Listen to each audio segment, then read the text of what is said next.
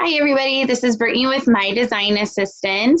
And today, again, I am here with Jennifer from SiteMaker Studio, and she's taking us through the fourth and final week of the Website Design Challenge. So if you've missed it, yay, we're at the end.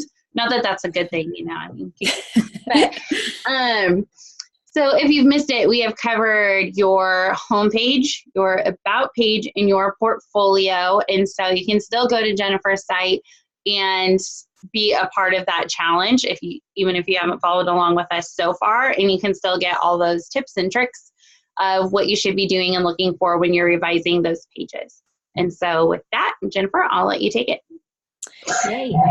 Hey guys, we have done, like Brittany said, we've done 3 weeks of this. And so I know a few of you have talked back and forth about the different pages, and I've asked you update me and let me know which things you have been working on and which things maybe are giving you a little bit of trouble. And so it seems like we've had some people following along with it. So this last week is your services page. And I wanted to make sure that to let you know, I will use the term services page or a work with me page a little bit interchangeably, but those are the same thing. Those mean the same thing to me.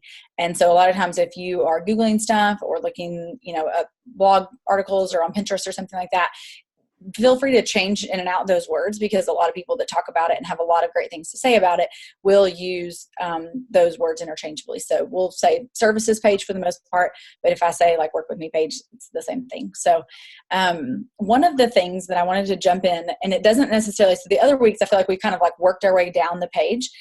This doesn't necessarily have to be the top thing on your services page, but it's the first thing I wanted to touch on were your packages. And so I know, Brittany, I've seen your site and some of the packages that you offer, and sometimes as we're talking to a lot of interior designers here, a lot of you may not have a set package, so to speak, but there is you definitely have a process, and you have maybe this lower thing and this higher thing, or a less expensive option and a more expensive option, or an online option and an in-person option. So I mean, you have packages in the sense of that word. And so one of the first questions I have for you on the worksheet, if you want to follow along with the worksheet, which is how many packages and offerings do you have?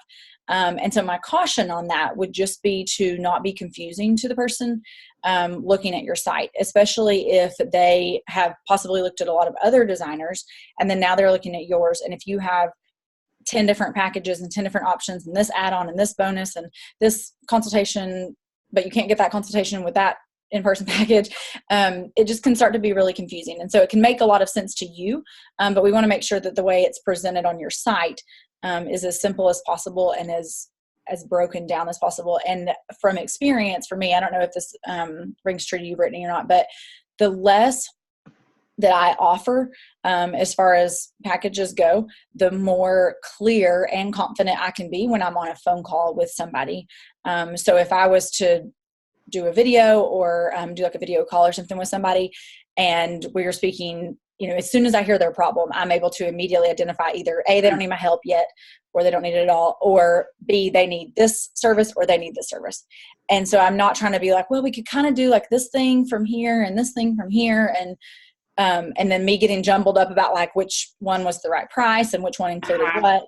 Does that feel like that resonates? Yeah, for sure. Because I know when I first started, I think I had 3 services. And then it was kind of that, I'll take whatever comes. And at that point, then it just starts to get jumbled, because then you're well, we could kind of tweak this. And I know I've fallen into the trap of doing things that maybe are not in my wheelhouse, but somebody trusts me and they want to do it. So it's yeah, I can do that. And then it just ends up being more time consuming. It's not the best situation for you or the client. And I know that designers do that too. Sometimes you know the project's wrong from the start, but you do it anyway. And then you just sit there and you're why did I do that? Why did I? Yeah. So, I mean, a lot of and tweaking your packages is definitely not something you could just open up your Squarespace site and I'm just going to change my packages. That definitely, of course, takes a lot more thought and planning. And there's probably something, honestly, if you're like me, there's probably a little something you want to change or learn to change after every client you work with. And so I think my challenge / questions to you all would be, can you simplify any of your packages into better language, just so that they're more digestible? And so it may be that it comes with, these 10 different things, but what are the maybe what are your past clients' favorites? Like, do you really need to highlight and they're really looking for that in-home consultation? If that's something they're going to look for, make sure you list like that thing there. And then if they're going to get rendering, some people, does your client even, like, does your ideal client know what a rendering is, or are they specifically looking for that? Some of them may be like they exactly know what that is, and they may be looking for that terminology. So just, again, knowing who you are speaking to is going to be really important. And then kind of listing those packages out. And you can always have a, learn more or read more, or like we mentioned, the pricing guide. I know earlier, one of the weeks earlier, Brittany, like you can definitely have something else that they download that tells every detail about the whole package. But I feel like is where you're presenting them on this page, the more simple that you can get them, the better, and the less options that you can get them, the better. And I know some people even that have, I heard a good idea from a program I'm in the other day. They called it like a VIP list of services. So the things you just mentioned, Brittany, like there's maybe certain things you wouldn't normally do and just put on your website as like, I do this, but you have certain clients that you know and trust them, and they know and trust you so much. They're like, yeah, I'll give that a whack. Right. And so that may be, by them being a client of yours already, that may like unlock sort of a separate list of services that you would never, again, put on your website or whatever, but you're willing to do. And you have kind of prices in mind for those. So I think just simplifying that area as best you can. We've talked a lot about that. I mean, that's been definitely a common theme across our website process. And so the one last thing I'd note on the packages is like the difference in like a feature and a benefit. So a benefit being like something that you get from those packages or from those services. So that may be, a more relaxed and inviting home for you to have family over on the holidays, something like that. That's a benefit. Whereas a feature would be the 1 hour consultation, or, 3 revisions on this certain, spec list or whatever. And so just making sure you're keeping those kind of separate, and there's a time and place for both of those. But we really want to, the more we can, and the more you're able, and the more you feel comfortable, to really speak to those benefits and the things that they're going to be getting that tie into like the emotion and really those core reasons that they're hiring you. Because again, some of your clients, and I would argue the majority of them, they're not, if you list out things, and this goes the same thing for, I've been taught this as a website designer. If I list out like, it comes with 5 pages and SEO this, and these 3 products added to your shop and whatever, all they're going to do is literally pull up another browser with another designer that has the same list, and they're going to pull them both up, and at the bottom or at the top of both of them, there's a price, and they're just going to like compare bullet points basically, and whichever one the price, and you don't want to be price shopped like that. And so I think if you're letting them know up front, like these are the things that you'll get, and they're you still want to be tangible. I mean, but the idea, like the suggestion I just used about being able to like invite more family over for holidays, I mean, that's tangible, and that is a true benefit of having a designer come and work with your family.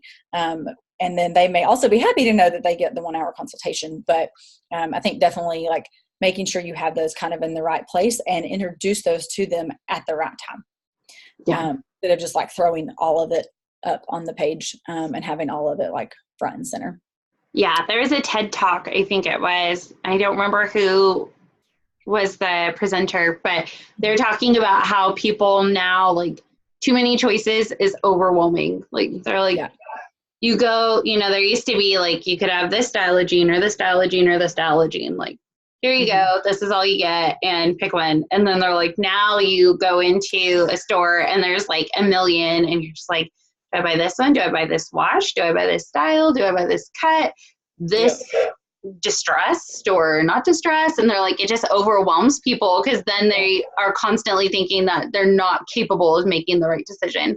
So then that just made me think of, when you're talking about your services, like perhaps you are flexible, but maybe presenting, to your ideal client, like the service that you want to showcase and what you would like to do. And then if somebody asks you like, well, can you do this or this, then, you can always flex. But if you just say this, make it clear and concise, you can tell me what you think of that, if that's wrong or not. But more clear and concise and simplified, and like just a few options always seems to be better than a whole list of options, because it feels like it stresses people out. Yeah. Even though you think you're being like, I can do all of this for you. They're just like, I don't even know where to start. Yeah. Yep. And the two things I'd add to that is, we talked a lot in, I know, the first 2 weeks, I think, about just, again, remembering how you prefer and how you actually work as like an internet user. And so if you go on a website and like, just say you guys do this, like you're trying to source a pillow, for goodness sakes, a pillow, like, and you look on, of course, there's a million websites that have pillows, B, all the different kinds, all the different fills, all the different, do you zip it? Is it envelope, whatever, all this different stuff. And like, you might be a little bit overwhelmed. So imagine like, that's your everyday, about that stuff, everything fabric, same way. So translate that into packages of, it's a scary decision. Somebody's deciding to hire you, even if they're excited about it, like they really don't know that much and they're counting on your expertise and all that. So go ahead and like show them that you're an expert by kind of, laying that out really well for them. And that's just, there's like a natural level, I feel like, of trust there. I saw an example today. Somebody mentioned like Restoration Hardware. They don't have like, I know they're not known for paint necessarily, but they don't have like tons of colors of paint. And even I've seen like as, was it Joanna Gaines, like as the Magnolia line came out with paints, there's not a ton of them. Like they don't have like purple and all the stuff. Like there's like a very slim line of some of that stuff. So I think take those cues, pull yourself out of like your business and out of your life and look around you at other things like that. And see what you're drawn to. So those would be right on that. So next on the worksheet, we have SEO. And so one of the, I had a friend who she does more like specifically SEO for website people. And one of the things she uses an example, she used to work with interior designers too. And she said she used to have, and I do have this a little bit, so I'll like correct myself on it. One of my packages, it's like just a simple entry thing. It's called Website Rehab. And so that kind of is like cutesy, whatever, but I like really quickly explain what it is and like how it's just like an audit of your site and all this. But she was using the example of this firm that she used to work for. She said they would have like, like the fixer upper package and the model home package or whatever. And so it didn't say what it was, and people weren't searching for that. And so keep in mind that as a designer, what are people searching for? And I know a few of the groups I'm in, we talk about the difference in like your clients most likely are never going to search even like a hashtag like e-design or something like that. Like they probably don't know what that is. You probably know, you guys know what that is and you use it all the time, but think of words like that we don't want to be, especially in those headings. We've talked a lot about the headings and stuff and how important those are. So if you're going to name your packages, you can give them the cutesy names and kind of like explain, why it's fun that it's named after your grandma or whatever. But as far as like in those main headings and in, like we talked about the portfolios too, in those main things, keep those very searchable and just really keep that person in mind that you're wanting to land on that site. Because if it resonates with them, like if they found it and they got there, then they can read the cool description and all the features and the benefits and all that. But if you don't get them there to start with, by having something that would draw them in and would help Google understand what that is that you offer, then you're missing out on somebody. So that's definitely an SEO tip. And then, what keywords would your ideal client be searching for? So again, are they going to be using like your hometown? Are they going to be, and your hometown may not necessarily be like the name of a package, but making sure you have that on your services page and your Work With Me page. If you do serve people online and in person, say that, like we serve, in my case, Knoxville, Tennessee, and surrounding areas, maybe list out a few of those areas. Again, so those are being pulled by search. And then it also lets people know that you also can do stuff like virtually too. So SEO, those ideally, especially because this is the page that we want people to book you through and all of that, like we definitely want search to help pull them there. And it's one of I know we looked at a few weeks ago on the About page, it's like homepage, About page, services page. That's why we did these four. Was not only they're the ones I feel like you need and they're don't really know that you need a ton of other ones besides those, but it's going to be like the first thing that you're going to click on. And if somebody is coming to you in that process and in their journey of they've already like realized that they have the problem where they need an interior designer or a realtor or anything like that, you've already got like they're already a warm lead at that point. And so we want to then hook them with this. So think through SEO wise, what would people be searching for, and then make sure you're using that on that page. Question for you regarding SEO. Yeah. This may be a silly question, but are there pages that get preference? So would your, regardless of, I guess, what's on it, would your homepage get more preference just naturally for SEO? Like strategically, when you're putting in those words like location and things like that, are there better pages to put that on? Does that make sense? Yeah, I mean, it definitely, so your domain itself, like if you've recently bought a domain, like the longer a domain's been around, Google likes that more and stuff like that. So yeah, I mean, and some people like only use a homepage. So that would be, because that's linked to, unless you have something else weird, like if your homepage is /blog or /home or whatever, but just the main, like mine, sitemakerstudio.com. So that is like the first thing that Google searches. That happens to land on my homepage. I could set that to land on my blog page or something like that. But yeah, whichever page you have set as your homepage, that's just that main domain without anything after it. That's the first one it's going to go to. And then it's going to kind of pull other pages from there. And a sitemap is a really good thing. If that's something anybody has any questions about, you can send them to me.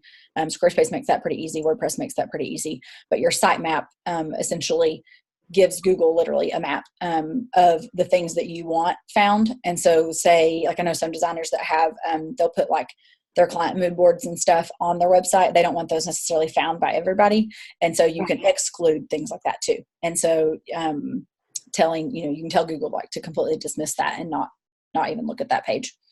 Or like hide that's the helpful. page. Yeah. Okay. And that's helpful. That's helpful too. If, say there was like, and we talked about on the portfolio stuff, not necessarily showcasing projects that you didn't want to do anymore, but if it was just really important to you to still somebody be able to find that, we've done that. It's now a separate website, but for a while, I think I've mentioned earlier in the challenge that I built custom furniture for a long time. Mm-hmm. And we still have like friends or family will be like, oh, show them that thing you made that time. And so we still would pull it up. And so I had like done all the hiding from Google for that when the sites were combined until I separated them. Just because I wanted to still be able to pull it up and you wanted to be able to still like show it to somebody or let them find it. But I didn't want Google like thinking that was what my website was about, if that makes sense. So yeah, definitely there's options within different platforms to hide stuff from the search, but the things that are on your services page, we want to be as search engine friendly as possible. I see. Okay. So on the next thing I have on the worksheet to touch on was your process. Are the steps of your process listed out clearly and in detail? And I think we talked about in the homepage section, like you possibly making that a section and like repeating it a few places. And, how can you take this 100 step process and narrow it down into these 2 or 3 like main things that happen, these big milestones. And so if you've already got that somewhere on your website, I think your services page is a great place to rehash that. And if not, then it's a great place to have it to start with. But it could be as simple as, step 1, we book a consult. Step 2, I come out to your property and, evaluate the space with you and we measure. Step 3, within 2 weeks, you get a rendered floor plan with furniture options to buy online or whatever. Sometimes I spout this stuff up and I'm like, whether that's exactly how somebody's process would go, but y'all hang with me. And then, just make sure you're reiterating, and we touch on the call to action at the very bottom of the worksheet because we've done that every week. But just, what's their next step in that process? What is their next step? What's the next thing that you want them to do? The whole point of this entire page, the whole point of your website, what are you asking them to do if they're ready to work with you? Is that to hop on the phone call? Is that to email you? So we're making sure that in that process that step is really clear. And then, again, tell them how to work with you and make sure you're asking for the sale. I think there's definitely been times in my history of business where if you, and anytime, I mentioned this another week too, anytime that you want just a good exercise and you have free time, so much of it when you have free time to do something with your website, one great thing to do before you go in and make some of these kind of edits is to print it out. Just if you take like a screenshot of the whole thing or however you need to do it, you can just even copy and paste the words. You don't have to have the pictures and stuff, but just copy and paste all that and print that out and begin to look through for things like how could I simplify this process, and look specifically for the places that you ask for the sale. And so in that case, I'm, again, what is your sale? Is it truly like to buy something, or is it just that they've got to book a call? Whatever the first thing is they have to do. I understand in some cases they have to go through your process. Of course, they have to book a phone call or something, but are you asking for that? Like, is it in one little place on like one page of your website, or is it in so many places that they like are annoyed by it by the time they leave your site? And so, I pulled up a form of mine in ConvertKit that I have it in like one or two blog posts, but it really fits with a lot of things, and it should be like in every blog post. And I'm just kind of starting to add it to different ones. But when I saw like the conversion rates on it already, just from a few times, I was like, I just need to go in and like put that thing on every single blog post because it's done good on the two that I've got it on. And so it's funny how it literally, it's just the difference of like, I wasn't asking, like I wasn't telling anybody that little freebie or whatever was there. And so, take notice of the places that you can add that in. It doesn't have to be after every single little section, but I think definitely make sure it's there, and make sure that you aren't just like, well, I told them how it worked, and like, I told them what all they got, and that you're actually for the sale. Whether that's at the top and bottom, a couple places, however you want to do it, but actually ask them, tell them how to work with you, and then actually ask them, like, are you ready to work with me? The next couple things, so frequently asked questions, I'll touch on that and then come back up. So this is a perfect place on your website to have a FAQ section. If they're, that's actually one of the questions I ask in like my big giant like questionnaire for clients and stuff, is like, what are some questions that you get asked currently? Because you're getting asked those because you don't have the answer to it, most likely, unless you just got people who flat out like haven't looked at your site, or if you have the answers to those really super hidden down a trail somewhere. But for the most part, like if people have questions, they're going to look for a page like that, or if they're looking through the services page, that frequently asked questions would be a great place to have that.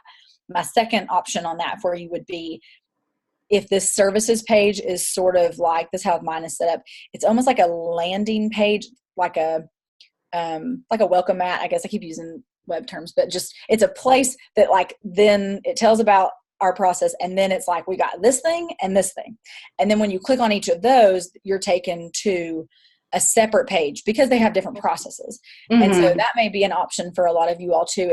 It definitely is a little more work to set up. And so I'd say in the beginning, and for simplicity's sake on your end and their end, it is nice when you can fit it all on one page.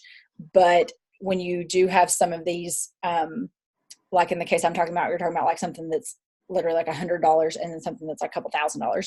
So there's definitely a difference in process there, even in a process of like booking them and how long they take, and of course the price and all that.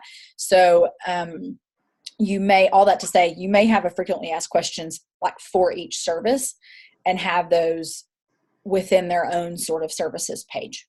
And I feel like that's something that I've even gotten hung up on over time. Like there's a lot of advice out there on how to write like a sales page or a services page or work with me page, or calling them all thing. But in reality, a lot of people do have this sort of, you click on services and you're brought to this one page that maybe just tells a little bit about the place, a little bit about their problem. And then it's like, here's the solutions. And it's just a really brief overview of each one of them. And then you click on that page, kind of like the portfolio. We talked about this portfolio too. It's like that, the home base of all of them. And then we're going to click into that page and be taken to a whole other one. And so a lot of that has to do with, whether you have somebody helping you with your site or whether you do it yourself and how much time you have.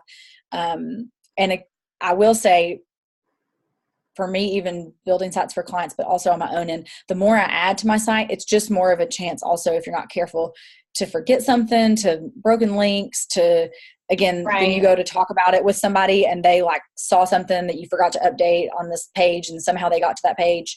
I had a guy book a call with me this past week, and I purposely have taken that option like off of everywhere on my entire website for the whole summer because my kids are home.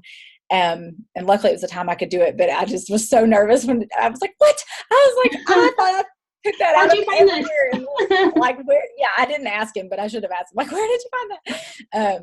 But he found it. So that's a word to you all, that the more of these things you go in and add, just do be careful of that. Like if it's something that can stay simple, keep it simple. But if you have 2 or 3 processes that are really different, it's not a bad idea to break them up. My thought with that, and it kind of goes away from that keeping it simple, but for your services page, like there's a designer I've been working with, and she has hers like kind of grouped. So they're 4, they're like in a grid. and she has a little description of each. And then I was thinking, as I was looking through her website, that if she had a deeper description of each of those, like a read more, then she would be able to tell which ones are more, like, which ones are grabbing people's attention. So I don't know if that's getting, Yes. but if you're looking at your analytics, then if you do have that read more about this and it takes them deeper into the website, then you're able to tell, okay, which of these services are people actually clicking on? Which ones are they interested in? Which one gets no clicks? Are they all getting about the same clicks? So like you said, it does make it more complicated for sure. Like you're having to make sure that you're keeping all of that updated. That's more pages that you have to update. But then it also gives you a whole new wealth of information. Would you agree? Yes. Yeah, I totally agree. And I think we may have, I know we went super long on the homepage one, but I think somewhere in that we touched on just that's another way also to keep them on your site longer. And that another thing we talked about was like that path and directing them through that path. And so as long as it's not something like they're having to take a ton of unnecessary clicks to the point of frustration, then I think that's fine. And you're right. You can totally track that stuff and be able to see really easily which things they've clicked on. And then again, once they've been on that second page, like did they click to that page and then they just flew off of it, or they click into that page and they're really actually reading like all of the details and contacting you and whatever. So yeah, there's definitely, I think, I'd say if you could get the main one up, and like we talked about with portfolio, like if you can get kind of those snapshots first, and then when you have the time, fill those in with the details. But just keep in mind, anytime the more you add to something, bigger you make it, it's going to be bigger to take care of. But I do think that that's worth it. And then again, like I said, each time you work with a different client, it just may be you change step number 37 or whatever, but you can go in there and change that without the barrier I felt when I was trying to put them both into like one whole page was that I would say like, well, initially we do like a consult and, then second we talk through your whatever. And I'm like, but on that really short one, like I turn that around to them in a couple of days.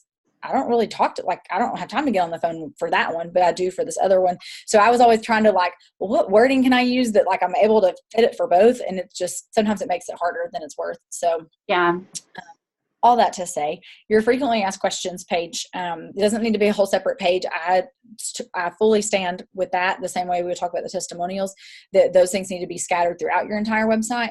And certain platforms, again, make that a little easier to like copy and paste things, and you can kind of link them up to where like if you change it in one area, it's really nice because it'll change it in the two other places you have it.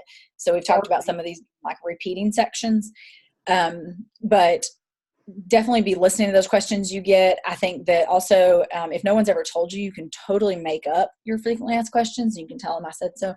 That if it's just something an extra point you want to get across or a certain reason, a girl that I love the way she does her copywriting stuff. One of her frequently asked questions is like, why is this so dang expensive or whatever? And she's like, well, because I'm really good. Like she's able to say something kind of in her brand voice that she would want to say to them without like plastering it up in front on our website, but it gives it some personality. And so, think through things that you just want to explain extra to people. It doesn't have to be something you've really gotten a question about. So I would think everybody would know that, but just in case you need the permission to do that, I'm giving you permission. Well, there you go. And the same thing goes. So we'll skip back up a step now for the testimonials, including at least one testimonial on that services page is going to be great. I would say this is the place you would definitely want to have a couple of those. And we talked through with the portfolio stuff, if you can link some of these. So like if you have a service that's, an in-person service and you come out to their home, if you can have a testimonial on that services page, like near that about that service, that's great. And then again, if you have like an e-design or something like that, and you're able to put those testimonials to kind of link with that. So the services pages end up being, I feel like the longest, depending on how you've structured your homepage. These pages to me end up being a lot longer with a lot of like alternating sections. It's really nice to help like visually break them up and stuff like that. And so testimonials and frequently asked questions can be another way to kind of help break that up. And again, it's the testimonials, you're letting somebody else speak for you. Here you're trying to convince somebody on this page to work with you, and you're letting someone who already has worked with you speak speak for you and speak to your abilities. So I know we talked about that a lot the other weeks. I don't want to like continue to beat you guys over the head with it, but get those testimonials from people that you've worked with. If you are brand new, get ones that are more geared towards your personality and your work ethic and your work habits, and just put those as many places as you can on your site. And honestly, the more I've thought about it over the past few weeks, that should be like one of the easiest things. If you have them, like sometimes getting them out of people is like pulling teeth, but if you have them, there is almost no excuse for you not having those at this point in our challenge sprinkled throughout your website, because it's not something real crazy formatting. Like you don't have to have some fancy background image. It doesn't have to do weird stuff and flying from the sides. Like it literally can just be a block of text, and with or without their picture, put it next to the service that it went with. And I think that's like one of the easiest things you can update on your entire website. And it should be one of the things you continue to, as you get to make sure you have a process for like collecting those. I know. I need to do that. I'm guilty. It's a process. One, I heard a good tip I have for that, that somebody taught me, was to give them a deadline. So you've like went through this whole project with them and they had other deadlines to meet. And so just being really upfront in like one of the last few emails you send them, like, and the last step of our process is like calling it a step of your process, not just like, hey, if you have time, but really being like, you're not done yet. Like, here's what I still need. And then telling them, like, if you send it, on a Tuesday, tell them like, in the last step of our process is, I need to gather your feedback. And if you'll do that by Friday, end of business day, then I'll send you this other thing afterwards or whatever. Like give them, their last couple steps, but give them a deadline on it. And so I think that's been a little bit helpful for me. I'm kind of like, well, if they don't do it by the deadline, do you ask them again for it? But luckily I've had people that have followed through on it. Yeah. And make sure, again, consider how you would react to that same thing. Like, do you want a 50 question survey? No. Like, do you want something pretty easy to answer? And then again, think through the things that you want said on your site, and how can you ask questions that would like get those correct testimonials. And don't be afraid if you need to reword something and ask them permission, like, hey, I switched this around here. Or if they give you 2 or 3 sentences and you need to like sentence 1, sentence 5, sentence 3, sentence 2, like do it like that. That should be always fine. And if you feel nervous about it, you can ask them, hey, I rearranged the way you said this, but it's still everything you said, whatever. So as long as the meaning's still accurate, I'm sure it's fine. Yeah. And I've had, because even things like, when I mentioned furniture, like my husband and I did that together. So some people definitely, when we first started doing that, like a lot of people would be like, Jen and Nick are great at whatever. So I just like took out his name and was like, Jen's great at this, because it was stuff that was still representative of me. So I feel like on that, if you're an honest business person, you're not going to like fake something somebody said, but changing like an if to a is or whatever is not going to, the person who wrote it hopefully don't need your services again. It's probably not going to be all over your website anyway. But I think trust your gut on that one. And then we talked about this one too. So we said testimonials and call to actions have been on almost every single week this month. And so call to action, send them somewhere, tell them something to do. Ideally on this page, you really don't want a whole lot of other options other than that one next step. So that contact us, that fill out this form, that schedule the call, whatever that is. At this point, we talked about on the homepage and a few other pages, you sometimes give 2 or 3 options. I would really say for this one, just have the one, and it's that the first and the next step to be able to work with you, and make sure that's presented to them multiple times. I would definitely do it multiple times. And something, I was in a conversation today and they even reminded, sometimes that could look like you even putting your contact form like embedded at the bottom of that page, so that you don't say, if you want to do this, like get in touch, and then they click the contact page and they're taken to a different part of your website, which could distract them again. So if that kind of goes with the look and the flow and it's not weird to have it on there, I think that's a solid option, at least too, to have, whether it's a scheduler or the contact form, if it's a short contact form, to have that just right there at the bottom of the page. I have that on one of my services that's a little more automatic. I know some of you probably have like, especially if it's to book like an e-design package or something, it's a couple $100, like something easy that you don't need to like approve the person first, or you don't need to have a phone call with them, something like that. You could even have like the go ahead and buy it buttons or things like that. So just take some of that resistance out. Don't make it be extra steps for them. And then, get them to go ahead and take that action that you're wanting them to. And so the question that I had for this week was to think through what questions do you get asked about your services over and over again. And so it could be as simple, and sometimes it's hard to think on them, like when you're in person or you're around somebody, but it could literally be you're at the park and you like happen to mention to another mom like that you do interior design. Does she immediately like, hey, would you help me pick out my pillows? Like, that's the one question. Like I've told y'all, I went to school for interior design. Mine was commercial interior design. And my mom still to this day, her little friends will be like, Jen, will you help me pick out like my curtains and my pillows? And I'm like, I know now hundreds of people online that would love to help you with that. I know nothing about it. I'm like, I can design sprinkler patterns, whatever. And so, thinking through, like, if that's a question, you almost dismiss it, like that you're even asked that all the time. And so, no, Brittany, probably for you, who knows what kind of question, like, do you do this? Would you write my blog post for me? Would you do this, that?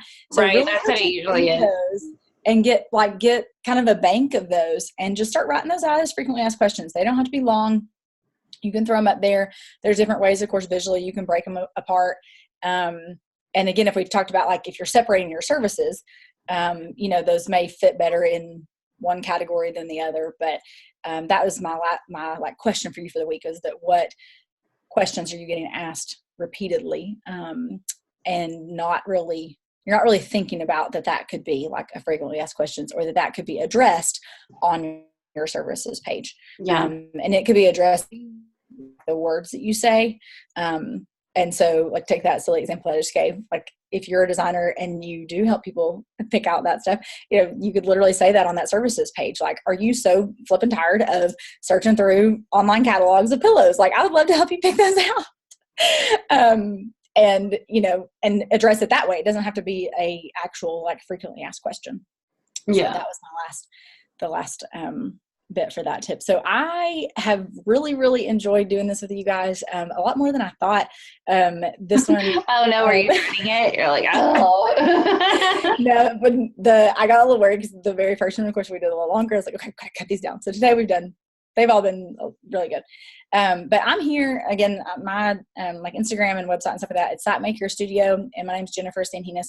And I know Brittany's happy to help connect you with all kinds of people who can do a lot of the stuff I've suggested. So not just website design, but some of this does involve other stuff, and helping, if the idea of like offering certain packages overwhelms you, Brittany helps with a ton of that kind of stuff, to just really help complete your business. And I know she also knows a ton of other people who help with all the little pieces and parts of running a really good design business. And so, we're here. Use us to your disposal, and let us know the same thing I just asked, that like, what kind of questions do you have that'll help us better to serve you guys? And whether it's like through a blog post, or we can add it to our frequently asked questions. But if you don't speak up and kind of ask and engage in that stuff, we don't know how to better serve you. So nope. I've enjoyed it. You'll get, if you've been following along the whole time, you'll get an email with like all 4 of these weeks worksheets together. And then for those of you in the collective, you'll have the videos and stuff all the way through. So Brittany, thanks for having me. Thank you. And I just want to do a quick recap. I know we haven't really done this before, but just to run over the sheet, because I've got it pulled up here. So with the packages, the questions that you had, how many packages or offerings do you have? So the main goal with that was to kind of keep it streamlined and simple, and showcase the ones that you're wanting to do, not necessarily everything you do, but what you're wanting to put out there for people to take advantage of.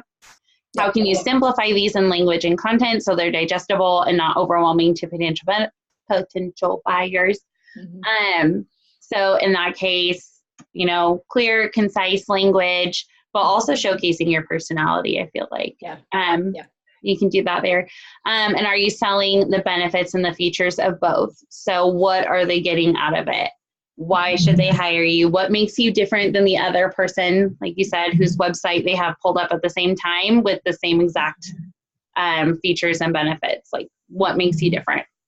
On the SEO standpoint, are your packages and offerings clear from a searchability standpoint? So like you said, making sure that they know that the locations in there, the style of the design, if it's kitchen, if it's bathroom, making sure to showcase that and make sure that those words are there so that Google can find it. And on the same note, what keywords would your ideal client be searching for? So if you're a kitchen designer, then you really want to make sure that you have kitchen design probably sprinkled throughout the website, right? Yep. And in the correct headings. Yes. Process, are the steps of your process, gosh, I can't talk, listed out clearly with details. So what does this look like? And I know myself, I am bad at this. This is not on my website. And so many designers are probably like, yeah, Brittany, what's wrong with you? So making sure that's clear and concise. What is the next step to work with you? How can they contact you? What is your preferred method of contact, right?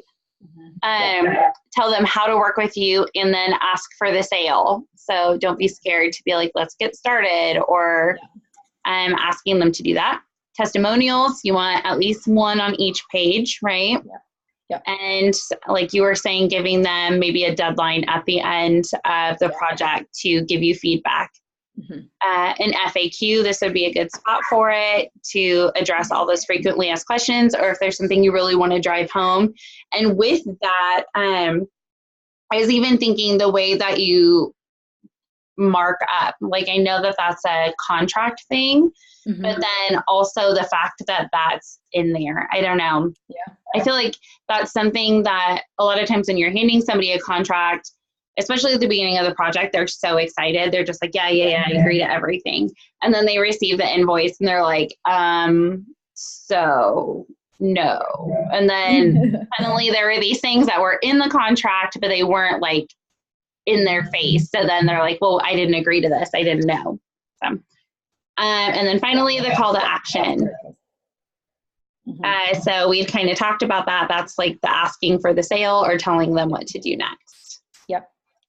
Yep. Anything you want to add to that? I think that sounds great. Just like I said, kind of keep a little bank of like things people are asking you. And that's just helpful for like words across your entire website. That's helpful for social media, for anything. Just being aware and kind of keeping track of like the way people talk about stuff. Again, I use the example of like an e-designer, but it's like, if people don't use that, what terms are they using? And then to your peers, call yourself this type of a designer or whatever. But, even like some of you that do like design build, like if you don't, does your client like search that? Do they understand what that is? Maybe at a certain point in the process, they understand that's what I'm looking for.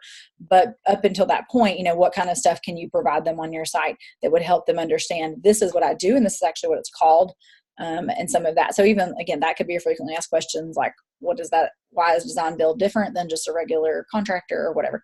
So I think through like questions you get specifically asked, and then there can also be a point for like industry questions, like you mentioned the markup and stuff like that. Or if in that case, if it's something just that you're a little nervous about, or it'd be difficult to bring it up in a conversation or whatever, and just because it's on those questions, of course, it doesn't mean they're always going to read it, but I think that is a good opportunity to do that and be able to answer those questions. And if you have like an email list or doing any of that kind of stuff, answering those questions along the way can really be really helpful. Well, and what's nice is with that too, you can also hand that over with your contract. So if there's those things that you're really wanting to drive home and like, I want to make sure you see this, but you're not really wanting to like discuss it, or you're not in that plate. Well, not discuss it. That's a bad way to put it, but you're not really sure how to bring it up. Then that's a good way to present it. Make sure it's clearly pointed out, but not have that awkward situation. Okay, well, thank you so much for doing this. It has been such a joy to be with you each week going through these. You've really pointed out everything that's missing on my website and grew my to-do list to a really long one. Happy to. Anytime. Thank you so much. You too. You guys have a great day. Bye. Bye.